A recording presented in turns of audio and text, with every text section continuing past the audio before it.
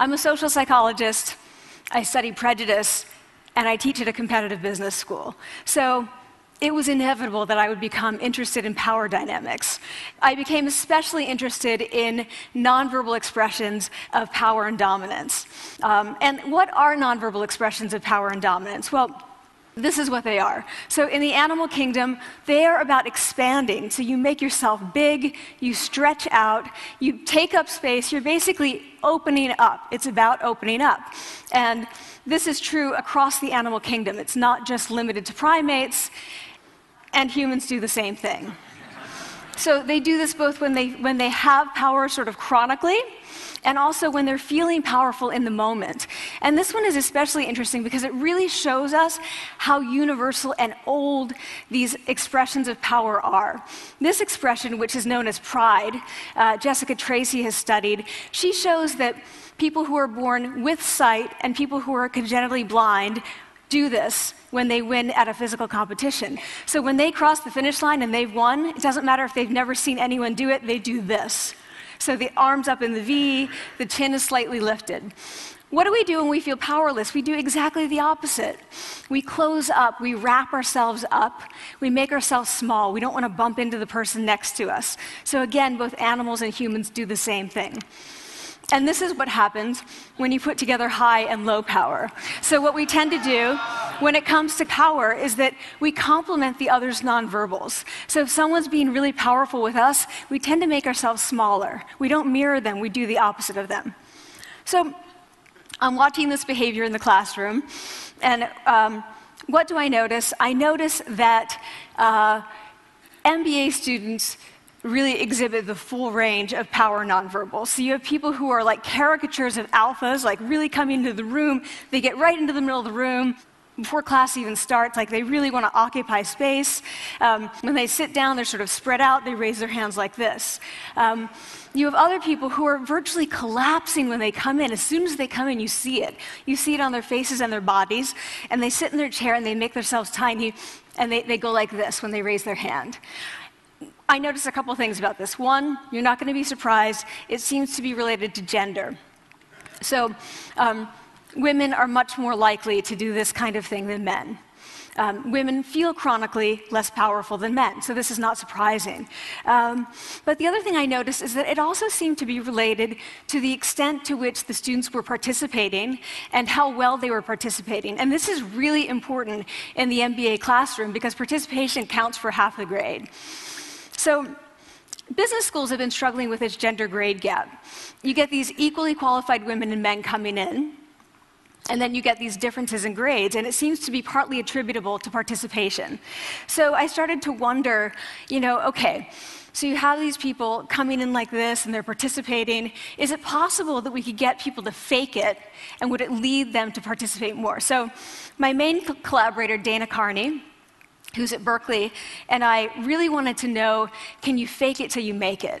Like, can you do this just for a little while and actually experience a behavioral outcome that makes you seem more powerful? So we know that our nonverbals govern how other people think and feel about us. There's a lot of evidence, but our question really was, do our nonverbals govern how we think and feel about ourselves? There's some evidence that they do. So, for example, when we smile when we feel happy, but also when we're forced to smile by holding a pen in our teeth like this, it makes us feel happy. So it goes both ways. When it comes to power, it also goes both ways. So when you feel powerful, you're more likely to do this, but it's also possible that when you pretend to be powerful, you are more likely to actually feel powerful. So the second question really was, so we know that our minds change our bodies, but is it also true that our bodies change our minds? And when I say minds, in the case of the powerful, what am I talking about? So I'm talking about thoughts and feelings and the sort of physiological things that make up our thoughts and feelings. And in my case, that's hormones. I look at hormones.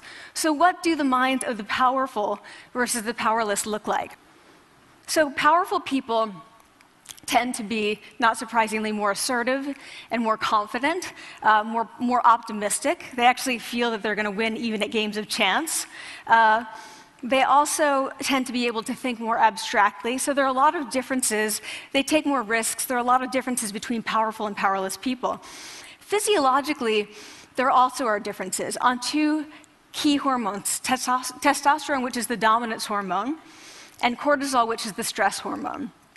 So what we find is that high-power alpha males in primate hierarchies have high testosterone and low cortisol.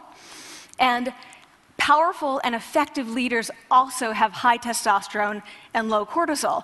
So what does that mean? When you think about power, people tended to think only about testosterone because that was about dominance. But really, power is also about how you react to stress. So do you want the high-power leader that's dominant, high on testosterone, but really stress reactive? Probably not, right? You want the person who's powerful and assertive and dominant, but not very stress reactive, the person who's laid back.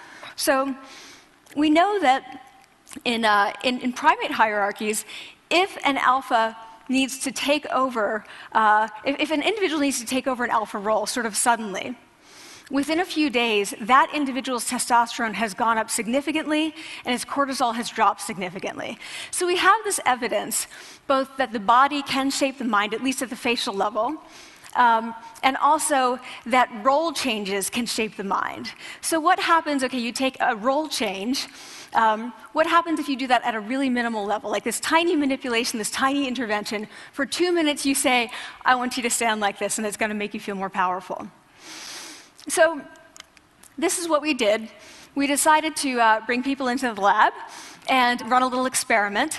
And these people adopted for 2 minutes either high power poses or low power poses. And I'm just going to show you 5 of the poses, although they took on only 2.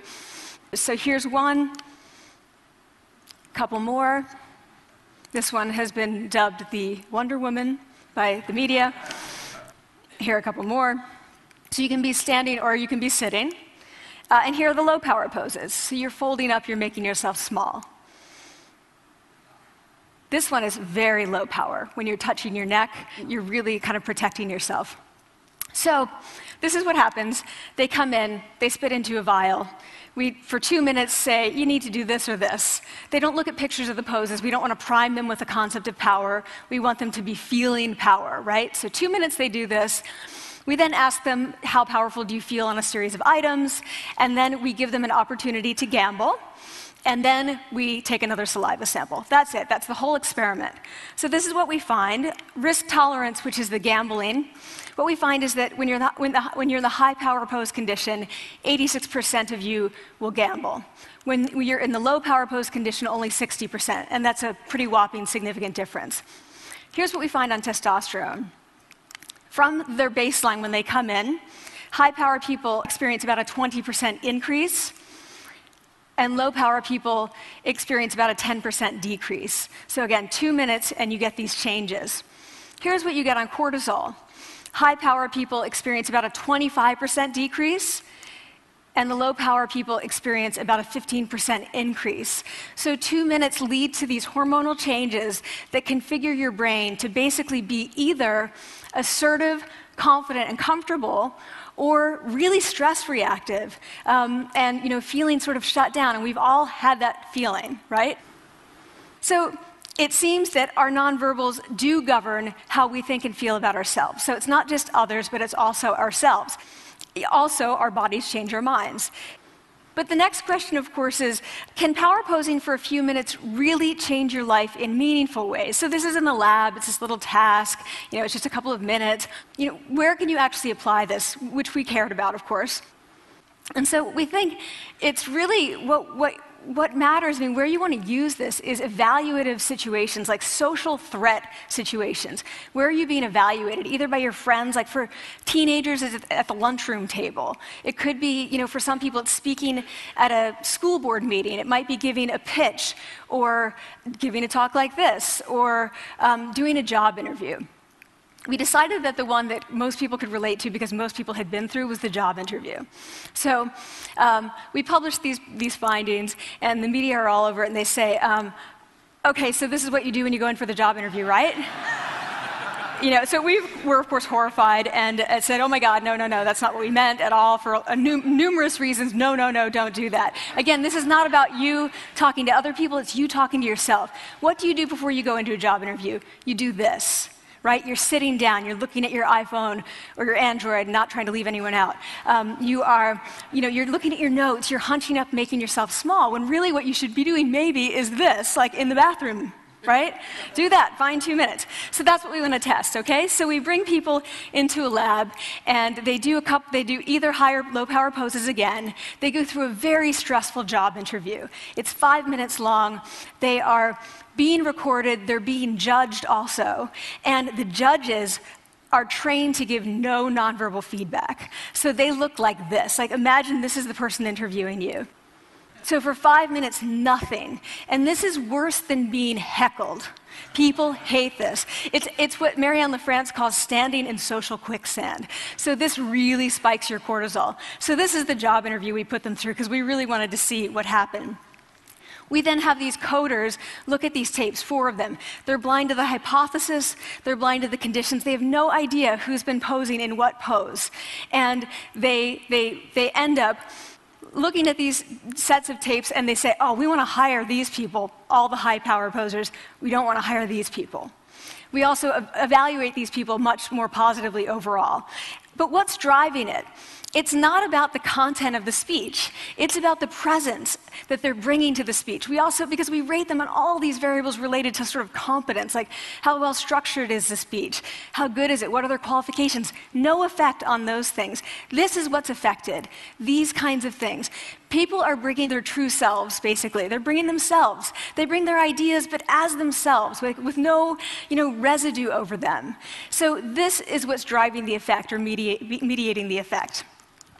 So when I tell people about this, that our bodies change our minds and our minds can change our behavior and our behavior can change our outcomes, they say to me, it feels fake, right? So I said fake it till you make it. Like, it's not me. Like, I don't want to get there and then still feel like a fraud. I don't want to feel like an imposter. I don't want to get there only to feel like I'm not supposed to be here. And that really resonated with me because I want to tell you a little story about being an imposter and feeling like I'm not supposed to be here. When I was 19, I was in a really bad car accident. I was thrown out of a car, rolled several times. I was thrown from the car, and I woke up in a head injury rehab ward. And I had been withdrawn from college, and I learned that my IQ had dropped by 2 standard deviations, which was very traumatic. I knew my IQ because I had identified with being smart, and I had been called gifted as a child. So I'm taken out of college. I keep trying to go back. They say, you're not going to finish college. Like, just, there are other things for you to do, but that's not going to work out for you. So I really struggled with this. And I have to say, having your identity taken from you, your core identity, and for me it was being smart, having that taken from you, there's nothing that leaves you feeling more powerless than that. So I felt entirely powerless. I worked and worked and worked, and I got lucky and worked and got lucky and worked. Eventually I graduated from college. It took me 4 years longer than my peers. And I convinced someone, my angel advisor, Susan Fisk, to take me on. And so I ended up at Princeton, and I was like, I am not supposed to be here. I am an imposter. And the night before my first year talk, and the first year talk at Princeton is a 20-minute talk to 20 people. That's it. I was so afraid of being found out the next day that I called her and said, I'm quitting. She was like, you are not quitting, because I took a gamble on you and you're staying. You're going to stay, and this is what you're going to do. You're going to fake it. You're going to do every talk that you ever get asked to do. You're just going to do it and do it and do it, even if you're terrified and just paralyzed and having an out-of-body experience until you have this moment where you say, oh my gosh, I'm doing it. Like, I have become this. I am actually doing this. So that's what I did. 5 years in grad school. A few years, I'm at Northwestern. I moved to Harvard. I'm at Harvard. I'm not really thinking about it anymore, but for a long time I had been thinking, not supposed to be here, not supposed to be here. So at the end of my first year at Harvard, a student who had not talked in class the entire semester, who I had said, look, you got to participate or else you're going to fail, came into my office. I really didn't know her at all. And she came in totally defeated, and she said, I'm not supposed to be here.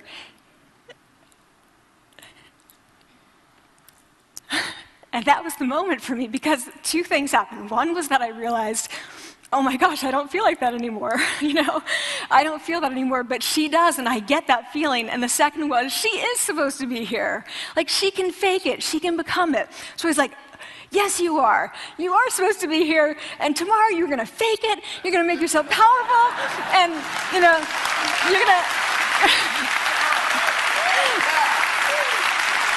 and you're gonna go into the classroom, and you are gonna give the best comment ever.